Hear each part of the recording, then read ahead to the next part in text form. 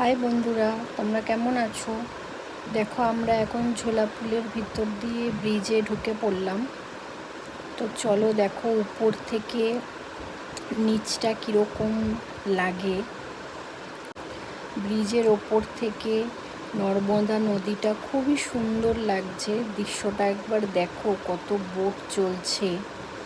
আমাদের এখনও বোটটা চড়া হয়নি, তো আসার সময় অবশ্যই ট্রাই করব একবার বোটটা করে পুরোটা ঘোরার।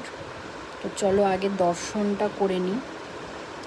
আর একটা যেটা ইম্পর্টেন্ট একটা কথা বলার, ঝোলাপুলের আধা রাস্তায় যাওয়ার পর একটা অফিস আছে, যে অফিসটায় তোমাদের যদি ভিআইপি টিকিট থাকে, এই যে অফিসটা দেখছো, অবশ্যই ওই টিকিটটা দেখিয়ে ব্যান্ড পরে নেবে। না, ভেতরে কিন্তু ব্যান্ড ছাড়া অ্যালাউ হয় না, যতই তোমাদের ভিআইপি টিকিট কাটা থাক। কারণ এই ভুলটা আমাদেরও হয়েছে, আমরা এটা জানতাম না। তো আমরা একদম মন্দিরের ভিতরে চলে গেছিলাম, তো মন্দিরের গেটের সামনে গিয়ে আমাদের রিটার্ন করে দেওয়া হয়েছে।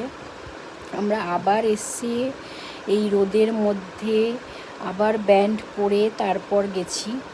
তাই জন্য বলছি, তোমাদের যেন আমার মতো এই ভুলটা না হয়।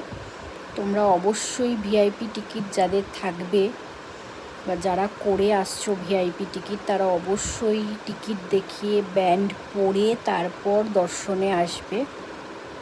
তো চলো, আমরা এসে গেছি মন্দিরের একদম কাছেই। দেখো কত এখানে দোকান রয়েছে, আর বাবার মূর্তিগুলো কি সুন্দর। এখানে প্রসাদও তোমরা কিনতে পারো, অনেক দোকান আছে।